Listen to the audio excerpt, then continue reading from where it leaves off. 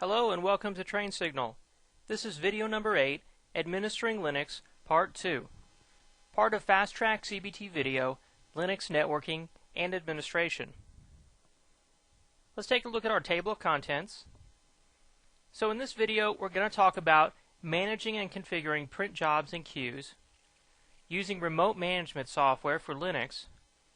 We're going to configure and manage NIS with YP commands, and create and modify basic shell scripts. So let's start off with managing and configuring print jobs and queues.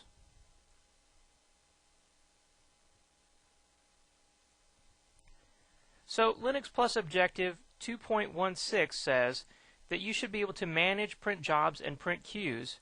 For example, they say LPD, LPRM, LPQ, and CUPS. They also say in Objective 3.8 that you should be able to configure Linux printing, for example CUPS, BSD, LPD, and Samba. And finally in Objective 3.9 they say you should be able to apply basic printer permissions. So let's learn about how to do all these things. By starting off here. Most Linux systems have two printing systems. There's the BSD line printer daemon, or LPD, and there's the common Unix printing system, called CUPS. Many commands between these systems are similar, but not always the same. CUPS is enabled by default in Fedora Core 5. CUPS is the newer version of Linux or Unix printing, and they're trying to get CUPS to replace all the other printing methods. But so many of those printing methods have been around for so long, it's hard just to put in a new system like CUPS and just expect it to take off right away. So over time CUPS will become more and more popular and the others will become less and less used. And CUPS is already the default in Fedora Core 5. Now Linux uses print queues. So just like in England they say queue up, that means line up. They line up for, whatever, to get on the train or to get on a roller coaster, whatever it may be, you queue up, is the saying. Well, in Linux, you have print queues. So just like in London how queues are lines, print queues are lines of print jobs. So these print jobs line up to be printed on a particular printer. So it's just a line. It's a queue of print jobs to be processed by the printer. Now print jobs are submitted by LPR. That's the name of the program. LPR is how you submit a print job. However, you might use some other program that in turn spawns LPR. So if you're in a graphical program like OpenOffice Writer and you say print, it spawns LPR and actually prints the job. So you don't really see the LPR command running, but it runs. And then at the command line, you can of course just use LPR to print a text file, or you can cat out something, grep it, and you can then pipe it to LPR and send it to the printer. Now jobs in queue are copied and sent to one of the two directories below to be printed. And this is based on what printing system you're using. So if you're using LPD, those jobs go to var spool LPD. If you're using CUPS, those jobs go to var spool CUPS. Now LPD is what monitors the queues for jobs and prints them. Linux accepts remote print jobs so it can function as a network print server.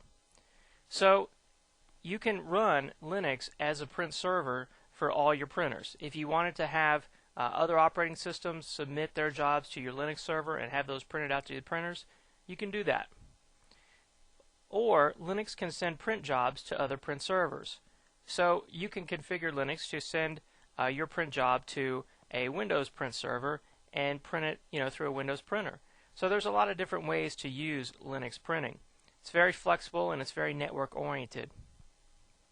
Now one benefit to the new CUPS system is that it can query printers to find out about their capabilities. So in Windows we're used to this working, through drivers. Your print driver in Windows can tell what type of printer you have, how many trays it has, how much RAM it has. It can even tell if it's running low on paper, all those sorts of things. When the toner cartridge is about to go out, it can tell. In Linux, we're not used to that with the old LPD BSD print system. But with CUPS, this is a capability that CUPS can take care of for you. Now PostScript is a printer language. It's the standard used to send Linux printing output to printers. And PostScript, of course, is also used by Windows. You can get Windows PostScript print drivers for PostScript printers. So the printers have to be PostScript compatible. And those are the best type of printers to use for Linux because Linux supports PostScript just right out of the box. But Linux can also print to printers that don't support PostScript. So GhostScript is the PostScript translator. It takes the PostScript output and turns it into large bitmap files that can be printed on most any printer. So the negative side to this is that these bitmaps files are large. So you might have an 80K PostScript print file and it could turn into 4 megs by the time it's printed and it goes through GhostScript. So if you had a PostScript printer, you wouldn't have that type of problem. But the important thing is that GhostScript still works for those little, HP or Lexmark print inkjet printers, and the smaller laser printers. A lot of the printers now that don't support PostScript. So Linux print drivers are part of GhostScript. Info on GhostScript can be found at this website here. Now the etc printcap file is the main config file for the BSD and LPR-NG print systems, but CUPS doesn't use this file. CUPS uses various config files that are found in /etc/CUPS. You can add printers by editing the etc CUPS printers.conf file, but the easiest way is to use the web-based interface located on your local host web browser at port 631. So this is actually a standalone web server that runs just for configuring CUPS, and it's on port 631. And we'll go and we'll look at how to configure that and use it here in just a little bit. Now printing command line programs are listed here. There's LPR, that's to print a job. There's LPQ, that's to show print queue information. And there's LPRM, that's to remove a job. At the Big Sky Fishing Supply Company, let's add a printer, test sending print jobs, and apply printer queue permissions. So let's go over to our Linux server, and I'm already logged in as root. The first thing I'm going to do is create a printer. So the best way to create a printer is through the CUPS web interface. Now you can create a printer if you go to System, Administration, and Printing right here. Let me show you this interface here real fast, and then we'll go to the best interface, which is the CUPS web browsing interface. So this is the Red Hat Fedora printer configuration utility, and here I can add a new printer. If you scroll through here, let's just get to the point of almost adding a printer and then we'll stop. But it's a lot like Windows, so you have a name of the print queue. This will be the print queue that you want to name it. Here's a description. You'll have to select whether or not this is a locally connected device, a CUPS IP printing network device, Unix LPD, Windows SMB, so you can print to Windows printers, Novell, or networked JetDirect HP printer. That's what that is. This is a networked HP printer. So if I just leave it as locally connected, it knows dev LP0, that's actually the parallel port on the back of this server. Well, in the case of this virtual server, it would be the parallel port on the system that it's attached to. But on the back of your Linux server, here's dev LP0. It's going to be the same device. It's going to be the same parallel port on the back of your server. So if I click forward, here it's just like Windows, where you have to select a brand name, say HP, and then you have to select a printer type. You may need to go out and see if you can download the drivers for the particular printer if it's not shown here. Okay, so let's select a LaserJet 4100. I'll say forward. And it says you're about to create this device, dev LP0 HP LaserJet local print device. I'm going to say cancel, and we'll go and we'll do this over on the CUPS web interface, and you can see what that's like. So let's close this out. I'm going to open Apache, the Unix web browser. I'm going to click in here, the address bar, and the URL is http localhost:631. So this is the CUPS web interface, and here even a regular user can come in and like manage jobs, but to administer the printers and the classes, things like that, you have to be administrator or root, of course. So let's go into do administrative tasks first off, and you have to log in. I'm going to log in as root. Whoop, forgot to type the password. Root, and the password is Big Sky Fishing. Alright, now we can manage classes of printers. This is a way to group printers together. We can manage jobs, the print jobs. Then down here we can manage the printers and add printers. So I'm going to click Add Printer, and it asks for the name of the printer. Let's call it Test Printer. Location, Bozeman, Montana. And this is going to be the Big Sky Fishing Supply Test Printer. We're just going to set up a test printer for the Big Sky Fishing Supply Company right now. So let's say continue. Now it asks us what type of device is this. Is it going to be a parallel port right on the back of the system? Is it going to be a USB printer? Is it going to be an HP Jet Direct, an IPP printer, Internet Printing Protocol that can be accessed through HTTP or IPP? Is it going to be an LPR LPD host or printer out on the network? You can enable LPD printing on print servers, on network interface print servers.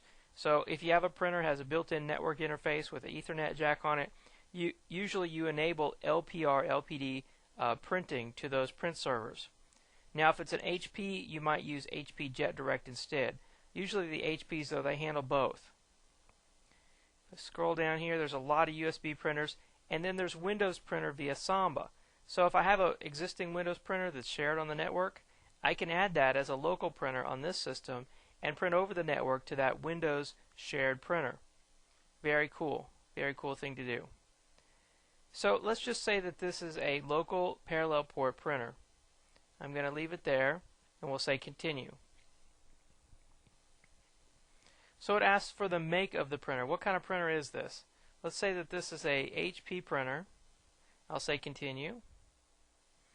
And then of course it wants to know what kind of HP printer it is. I'm going to say this is an HP. Here it is, 4100. Just say this is a PostScript 4100 printer. So it has PostScript enabled. I'll say continue. And printer test printer has been added successfully. So if I click on test printer, it shows me the status of my test printer here. It knows what type of printer it is, where it is, the location. It's idle, it's accepting jobs, and it's on parallel port dev LP0. So it's expecting it to be directly connected to the back of the server. So I can choose to print a test page to it. I can stop the printer. If the printer was already stopped, I could start it. I could set it to reject jobs. If it was already rejecting, there would be a button here that said accept jobs. I can modify the printer's description, and I can reconfigure the printer or delete the printer or make this the default printer on the system. So we created a new printer for the Big Sky Fishing Supply Company. Let's go back in, let's go through some of these options up here and just look at what's available. So here's administration again. Here's manage jobs. So right now there's no active jobs. Let's go to a command prompt and let's do a few commands and check out our printer. So if I type lpstat -t, this is like all the different lpstat commands together in one command, and it tells me all the different statuses for different LP or printing features. So it tells me the scheduler is running. The scheduler is cupsd. If I type ps -ef and I grep cups, you can see here, here's the cups.d program. This is actually our print server. Cups is configured by default in Fedora 5. So it tells me the default system destination is this printer, test printer, and the device for test printer is parallel port dev LP0. It's been accepting requests since January 1st, and the printer is idle and enabled. So let's say I want to print something to it. I have two different commands I can use to print something to it. I can use LP, like this, lp/etc/hosts, and I just printed a file to it. So I printed etc hosts to the printer.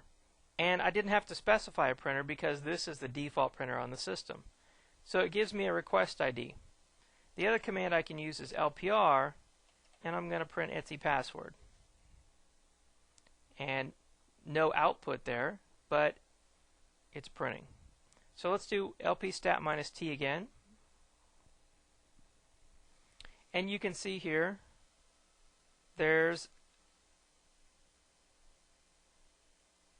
a job in the queue right there. So let's also try lp-stat just by itself. No jobs in the queue. Let's try it again. Okay, no jobs in the queue. So our jobs printed that fast. They already printed. Right off the parallel port on the back of the server. Now, if we disable this print queue or set it to not accept jobs, we can kind of see how the jobs queue up or line up in the queue. So let's go back here. Let's click Show Completed Jobs, and you can see here's the completed jobs that just printed on the printer. And it numbered the jobs, job 2, job 3, and it gave you the name of the file that it printed and the size and the person who submitted it. If I go to show active jobs, there's no active jobs on the printer. So let's go into the printer, and let's say that this printer is going to reject jobs. Okay, it's no longer accepting jobs. So let's go back here and let's try to reprint something. Okay, it tells me it's not able to print the job because the server is not accepting jobs. Alright, it worked. So let's go back here and let's have the printer accept jobs. But let's have the printer stopped. Alright, the printer is paused, it says. So let's try to print again. Okay, it took the print job. So now let's see what's in the queue. It says the printer's paused and the job's in the queue. You can see here.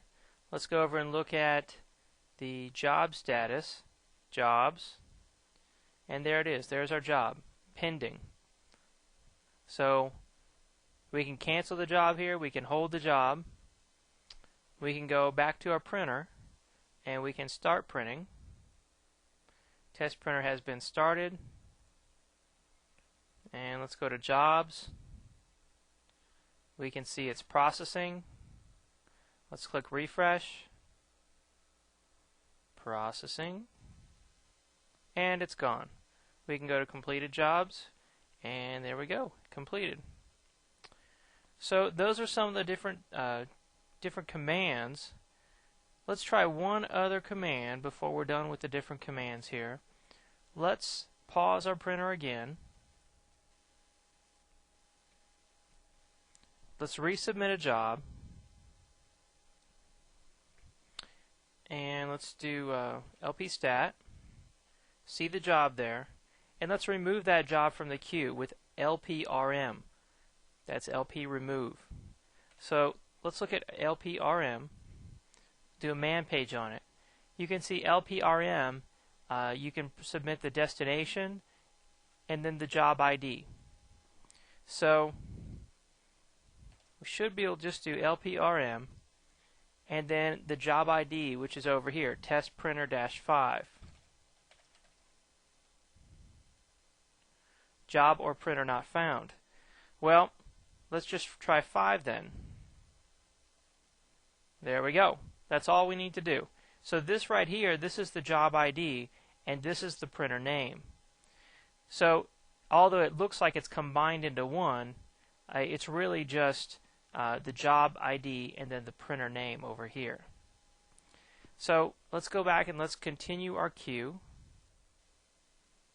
Whoops, printers, start printer. Let's go into classes and take a look at classes. Let's try to add a class. And we'll call this test class.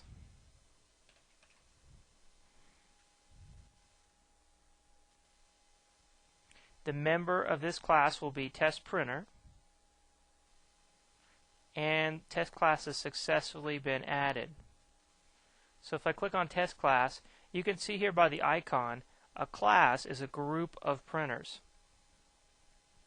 So a lot of times what you can do with classes is, say you have lots of print jobs, you can have lots of printers and all in one class, and people can submit their jobs to a class, and sort of like a pool, the job load can be spread among those different printers that are all in that class. So with that, let's go back to our slides.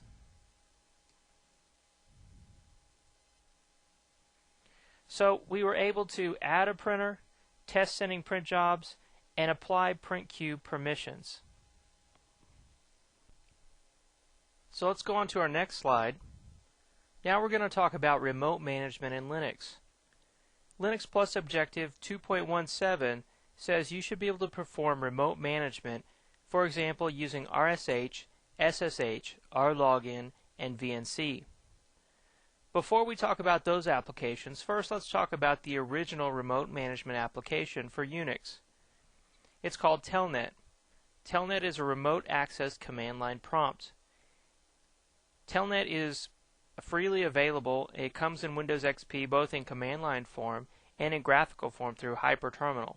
Of course, Telnet is a text-based command line prompt, so you don't really get graphics out of Telnet, but you can use a graphical program to do it, which is Hyperterminal.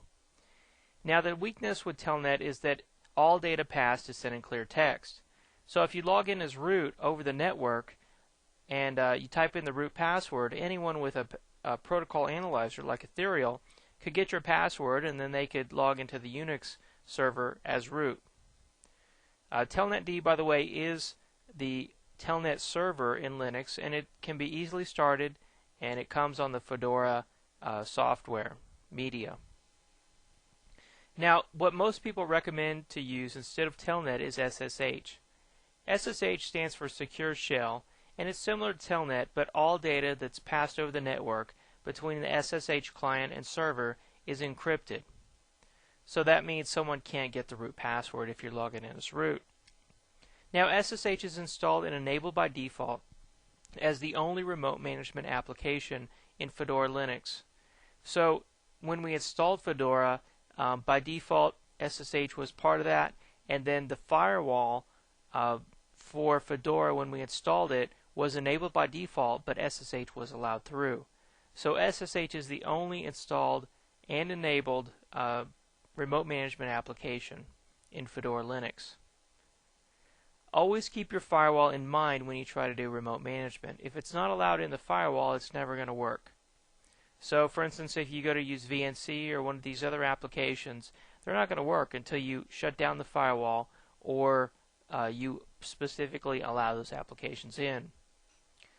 Now, RSH and RLogin are similar to Telnet, but they can do remote commands between systems without login.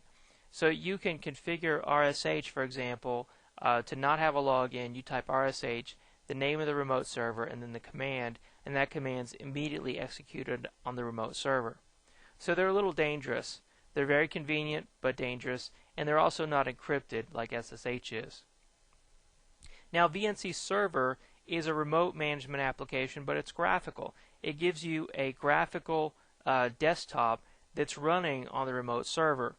It's installed by default, but it's not started by default. VNC is the graphical remote console, and it's also not allowed in the firewall by default.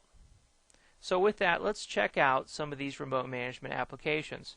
First off, let's use SSH because that's already enabled and turned on by default. So if I minimize this slide here I have installed a secure shell client called Secure CRT. If I open this up, you can see here I've already configured the connection to the Big Sky Fishing Supply Linux server. If I click on Properties on that, you can see how I configured it. I set it to SSH version 2, which is what's required out of Fedora Linux. I typed in the IP address. You can see it defaulted to port 22. I didn't change that. I typed in root as the username, although they recommend you don't log in as root, log in as a regular user and then SU to root. And then the password is the authentication method. So if I say OK there and I click connect, it tells me the MD5 hash is off. That's okay. I'm just going to say accept for now. It prompts me for the root password. If I type that in, I get a remote prompt on the server. So here I can do ls-l. Any command I could do over on the server console in the GNOME desktop, I can do here. I can start things, I can cancel print jobs, anything I can do on the remote system I can do here remotely through SSH. So you should be able to take your Linux server now and put it in the closet or in the data center and just access it through SSH if you just need command line, or VNC if you need a graphical desktop, and we'll do that in just a second. So now I'm going to log out, I'm going to exit, and we logged off the Linux server using SSH. So next off, let's try out VNC. Okay, to use VNC, I'm going to have to go to the server and configure it first. So let's go over to the Linux server. And the first thing I'm going to have to do is drop the firewall or allow the specific ports for VNC. As we're just demoing this out today, I'm just going to drop the firewall. So to do that, I go to System, Administration, Security Level, and Firewall. This is where you configure the Security Enhanced Linux or the firewall. I click on that. So right now you can see the firewall is enabled and there's no trusted services configured here. We're just going to say let's disable the firewall and say OK there and then yes. So we disabled the firewall. The next thing we need to do is to start VNC. To do that, I'm going to open up a terminal window and I'm going to say VNC server.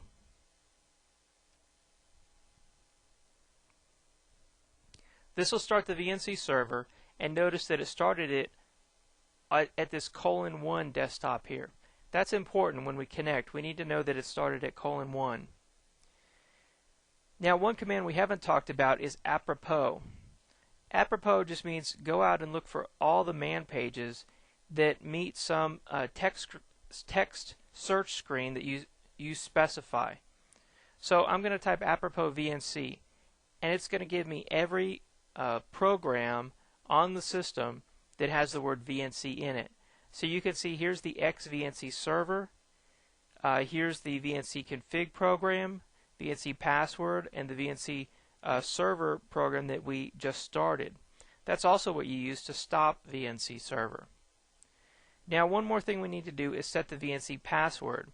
So I'm going to use this program, VNC PASSWD, and VNC doesn't use the Linux username password system. It just has a password, a single password. So that's one of the limitations of VNC.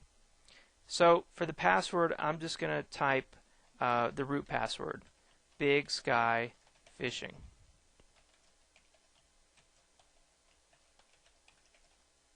Alright, and we set the password. So now let's go back to our Windows system. And here on the desktop, I've installed the VNC viewer. The VNC viewer is available from Real VNC out on the internet. It's free, and besides just the viewer, you can get the Windows server, you can get the Linux server, you can get VNC for just about every operating system available in the world today. You can also get the source, so you could take the source and put it on whatever operating system it's not available for. The VNC server and client in Windows are only about 700K, so it's amazing how small they are. You can actually fit them on a floppy disk. And so you can use the VNC client in Windows to talk to a VNC server in Linux, or you could use the VNC client in Linux and talk to a Windows server. There's even VNC for like Palm Pilot devices and Windows PDA devices. So it's amazing everything you can do with VNC. So with that, let's connect using VNC. So here is the IP address of the server. This is from when I connected one time before. There's the IP address, and then you have to put in this :1 to connect to the first desktop. So if I say OK there, I type in the password. This is the VNC password. This gives me an X Windows desktop on the remote server. So anything I do here is running actually on the remote server. Now it's not GNOME, it's not as easy and friendly, but it is X Windows, it is graphical. So I can do things like start gedit, and I can open a file on the Linux server. I could print that file, I could save it, search, do whatever I want to do. You know, this exact same tools. All these are running on the Linux server. They're not running on my PC. So I could start here, I could start Fedora, you know, the Linux web browser. I could start an email client. I can do whatever I want to do, just like I can do on the command line on the real server. So this is how VNC works. You're looking at whatever is really happening on the remote server, and you're just sending over your keyboard and your mouse input back to the server. So let's close this out. Go back to our slides here. So we're done talking about remote management. We learned about Telnet, how it's unencrypted. We learned about SSH and how it's the preferred method and it's enabled by default. We learned that we should keep in mind remote access going through our firewall and how it has to be allowed through the firewall. We learned about remote shell and remote login, and then the VNC server. So with that, let's move on to our next slide. Now we're going to talk about NIS.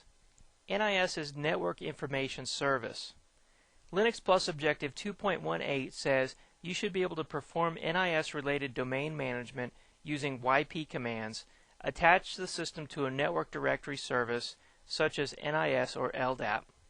Now, you don't have to actually be able to use all these commands and really attach it to a network directory and all those complex configurations. Those really are very difficult, very advanced tasks to do all that. In this slide, we're just going to learn what NIS is and what it can do for you. Some of the basic commands give you a good understanding of it, and that's really all you need to know for the Linux Plus exam. Now, NIS is a protocol used to simplify user authentication. But more than that, it's a system, and I compare it to the Windows Active Directory. It provides centralized authentication and a number of other centralized services for multiple Linux servers. And it's interoperable between different types of Linux and Unix. Now there are several kinds of NIS, including NIS, NIS Plus, NIS-YP, and NSS, Name Switch Service. The NIS-YP version, which is where all the commands for NIS came from, can no longer be used because of a trademark issue. YP stood for Yellow Pages, and as you can guess, that might be a trademark issue. NIS is best installed when you install the system, not afterwards. The NIS client is called YP Bind, Yellow Pages Bind, or YP Bind. YP Bind's main configuration file is at etsy/yp.conf. Now it's possible but complex to have a Linux machine authenticate to a Windows Active Directory server. For more information, see this article in Redmond Magazine. The author says he was able to make the Linux system authenticate to a Windows Active Directory server, so you could log in using your Windows Active Directory username password. This is done with Kerberos. Windows uses Kerberos for authentication. So there is a Linux Kerberos client. Now LDAP is the Lightweight Directory Access Protocol, and Windows Active Directory uses a modified version of LDAP for directory lookup. So LDAP is used to look up commonly like email addresses and email groups. It's a centralized directory service. So this slide was just meant to give you a little overview of NIS, just a basic introduction so you know the purpose of NIS and what it can do for you. With that, let's move on to our next slide. Now let's talk about creating and modifying basic shell scripts. Linux Plus Objective 2.19 says, create, modify, and use basic shell scripts. But what are shell scripts? Well, scripts are text files with more than one command in them. So a shell script could be as simple as a series of commands in a script, and you run that script and it does that series of commands. But usually shell scripts have some sort of logic to them and they make a decision.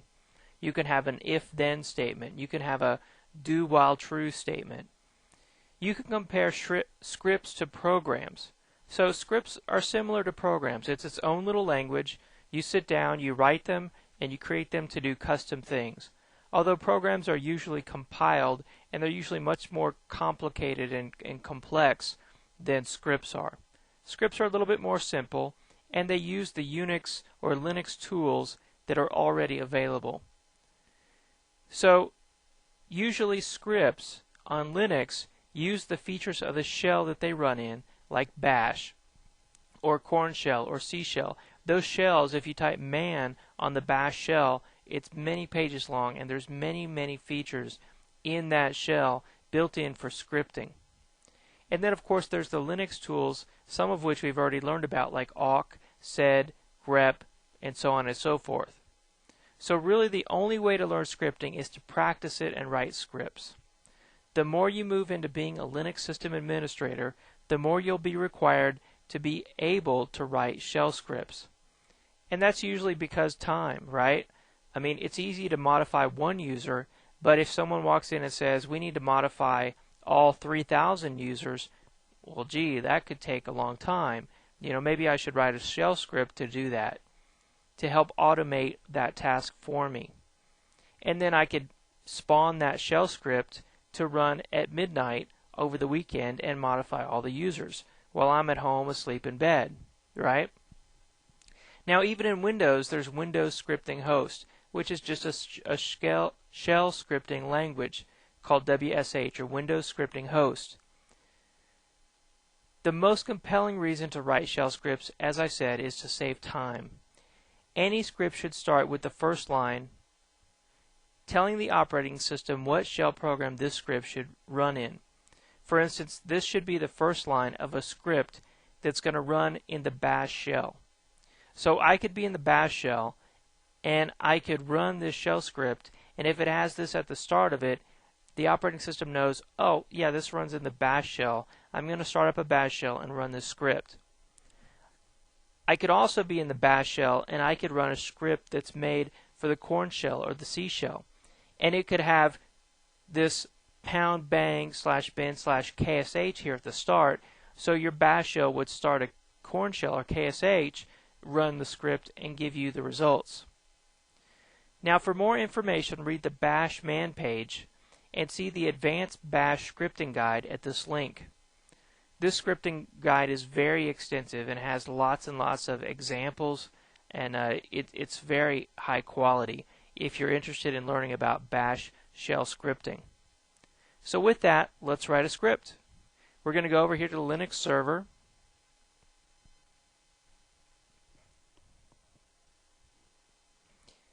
Now, as I said, a basic shell script could just be a series of commands. So let's write a basic shell script. I'm going to use VI, our favorite text editor, and we're going to call this basic-script.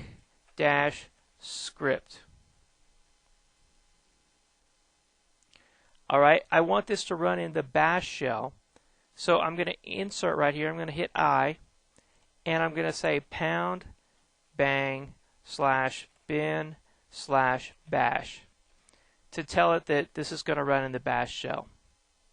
Now I'm just going to do a series of commands. Let's say I want to cd to etc.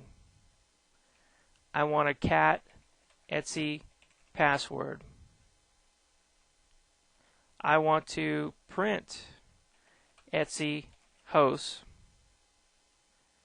and I want to do a PS. So this is a basic shell script right here. I'm just doing a series of commands.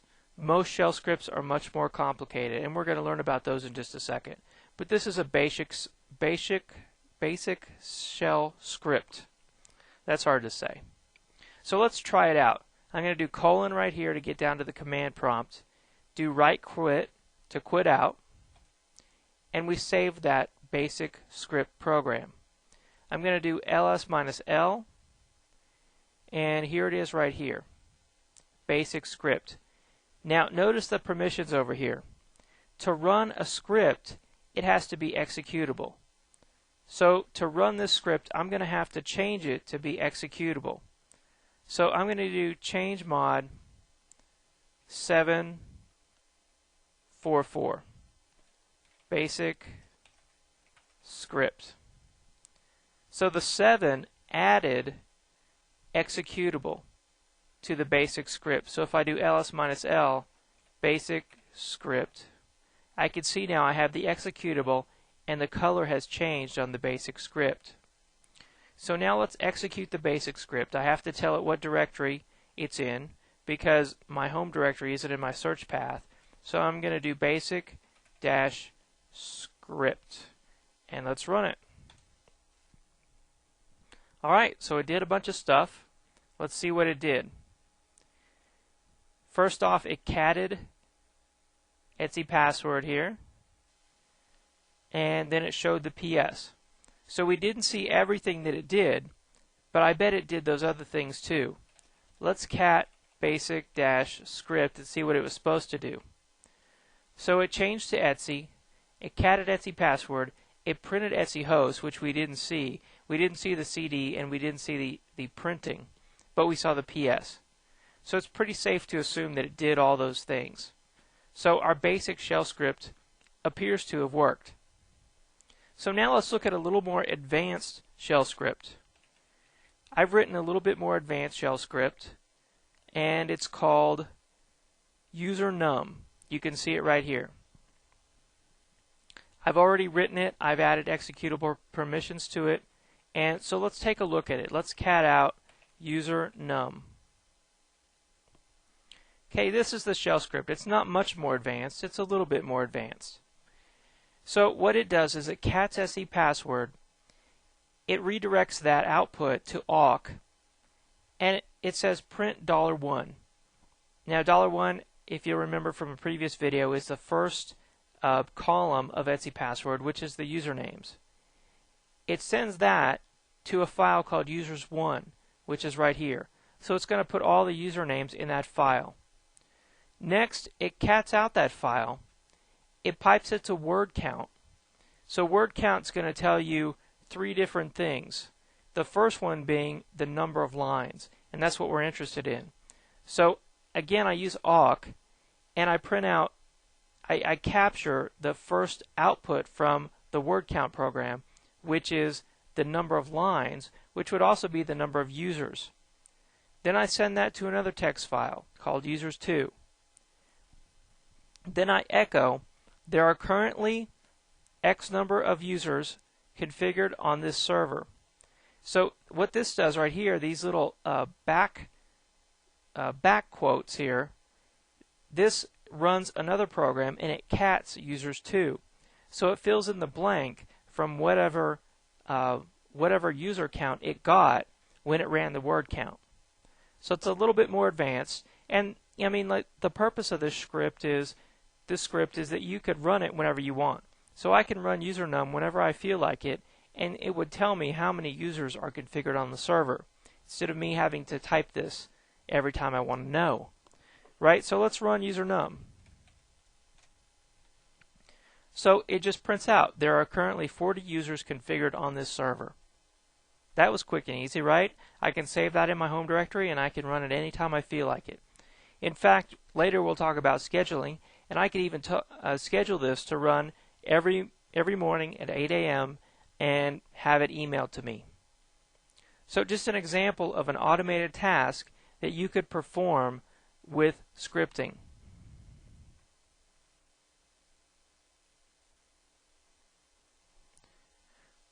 So we learned about scripting. Now let's move on to the last slide in our video, and that's the conclusion. So in conclusion, we learned how to manage and configure print jobs and print queues. We learned how Linux has two different printing systems, BSD and CUPS, and how CUPS is the standard printing system that's installed with Fedora Core 5. So that's what you should be most familiar with. There's a number of different commands as they relate to printing. To print jobs, we learned about LPR and LP. To see the status of print queues, we learned about LPstat. To cancel print jobs, we learned about LPRM. And then we learned about the CUPS web-based interface, which is at localhost 631. So you can just put that in your web browser. You can put that in Fedora and go to the CUPS web-based interface. It's an excellent, excellent web-based interface. We learned about remote management using Telnet, SSH, and VNC, and we saw how those worked. We learned the basics of NIS and YP commands, and how NIS is a centralized authentication system for Unix. We learned how to create and modify basic shell scripts, and how much time shell scripts can save you through automation and just automating repetitive tasks. So with that, that's the end of video number 8, Administering Linux Part 2. I hope you learned a lot, and I look forward to the next video. Thank you.